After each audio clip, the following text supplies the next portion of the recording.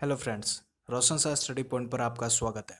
आज की इस वीडियो में हम क्लास 12th के इकोनॉमिक्स का क्वेश्चन पेपर का जो पैटर्न है उसको देखने वाले हैं कि क्वेश्चन पेपर जो होगा उसमें कितने अंक के प्रश्न पूछे जाएंगे, कितने कितने अंक के प्रश्न पूछे जाएंगे और उनके जो आंसर्स हैं वो कितने वर्ड्स में देने, कितने शब्दों में देने हैं, उसको भी हम देखने वाले हैं। और ये जो क्वेश्चन पेपर का पैटर्न है वो हम किसी फर्स्ट सेमेस्टर या सेकेंड सेमेस्टर का नहीं, सीधा जो फाइनल सेमेस्टर है, जो फाइनल एग्ज़ाम होता है उसका पैटर्न है ये। तो हम फाइनल एग्ज़ाम के पैटर्न को ही बस देखने वाले हैं।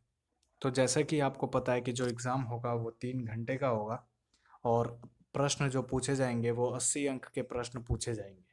और वही 80 अंक के प्रश्नों को दो बुक में डिवाइड कर दिया गया है। वो सिलेबस में पहले से ही पता है आपको कि मैक्रो इकोनॉमिक्स यानी व्यष्टि अर्थशास्त्र में से 40 अंक के प्रश्न पूछे जाएंगे और इंडियन इकोनॉमी यानी भारतीय अर्थव्यवस्था विकास में से भी 40 अंक के प्रश्न पूछे जाएंगे। यानी दोनों का 40-40 मिलाकर टोटल हो गया 80 मार्क्स का। तो जैसा कि इंस्ट्रक्शन में दिया गया है कि जो 20 प्रश्न होंगे वो मल्टीपल चॉइस वाले प्रश्न होंगे और हर एक प्रश्न का जो अंक में होगा वो 1 अंक का प्रश्न होगा। यानी 20 अंक के जो प्रश्न हैं वो मल्टीपल चॉइस वाले होंगे, बहुविकल्प वाले होंगे। यानी कि उन प्रश्नों में से सिर्फ 4 ऑप्शन दिए जाएंगे, आपको प्रश्न पूछा जाएगा उसमें 4 ऑप्शन दिए जाएंगे और उसमें से सिर्फ आपको सही आंसर चुनना है, एक पे टिक लगाना है, तो उसी के आपको 1 अंक मिलने वाले हैं। और ये क्वेश्चन 20 प्रश्न ऐसे पूछे जाएंगे। तो 20 अंक तो यहाँ हो गया। अब बाकी बचे 60 अंक।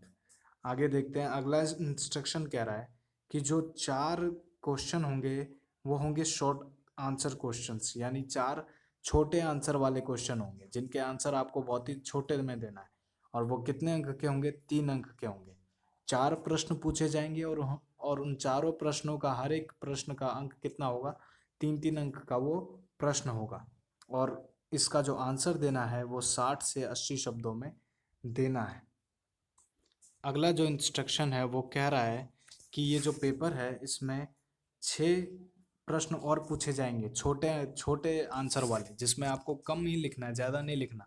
6 प्रश्न पूछे जाएंगे, लेकिन उन 6 प्रश्नों के कितने कितने अंक के होंगे? वो 6 प्रश्न 4 अंक के वो प्रश्न होंगे। यानी 6 प्रश्न पूछे जाएंगे और वो कितने अंक के होंगे? 4 अंक के होंगे, जिसके आंसर आपको 80 से 100 शब्दों में देना है जिसका आंसर। यानी सीधा सिंपल 4 अंक के 6 प्रश्न पूछे जाएंगे और उस प्रश्न का उत्तर 80 से 100 शब्दों में देना है। अगला इंस्ट्रक्शन कह रहा है कि जो पेपर है वो 4 लॉन्ग आंसर वाले क्वेश्चंस कंटेन करेगा। यानी 4 ऐसे प्रश्न होंगे जिनका उत्तर लंबा देना है, जिनका उत्तर थोड़ा बड़ा चढ़ा के देना है और उन हर एक क्वेश्चन का जो अंक होगा वो होगा 6 अंक का।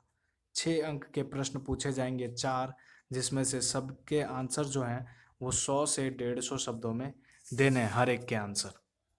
यानी सीधा सिंपल कहें तो एक एक अंक के प्रश्न 20 पूछे जाएंगे, 3 अंक के प्रश्न 4 प्रश्न पूछे जाएंगे, 4 अंक के प्रश्न 6 पूछे जाएंगे और 6 अंक के प्रश्न 4 पूछे जाएंगे। इसी को हम डिटेल में देखते हैं। तो ये सेक्शन ए है। सेक्शन ए में देखो, ये सेक्शन ए जो है यानी मैक्रो इकोनॉमिक्स है। यानी पहले व्यष्टि अर्थशास्त्र में से आपसे 40 अंक के प्रश्न पूछे जाएंगे और फिर भारतीय अर्थव्यवस्था विकास में से आपसे 40 अंक के बाकी जो प्रश्न होंगे वो पूछे जाएंगे।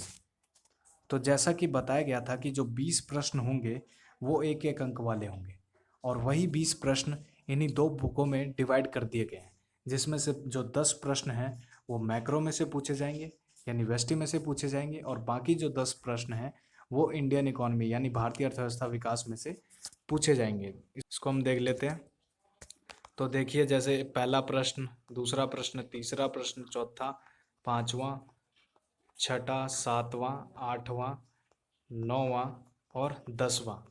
ये जो 10 प्रश्न है यहाँ तक, ये एक एक अंक के प्रश्न पूछे गए। यहाँ तक 10 तक जो हैं वो सभी एक एक अंक के प्रश्न पूछे गए।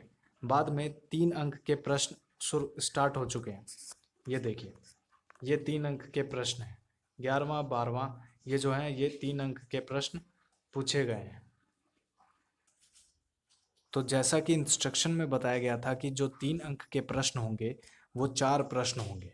तो उसी में से मैक्रो में से यानी वेस्टी में से उसी 4 में से 2 प्रश्न पूछे गए हैं 3-3 अंक के, और बाकी जो 2 होंगे वो इंडियन इकोनॉमी यानी भारतीय अर्थव्यवस्था के विकास में से पूछे जाएंगे।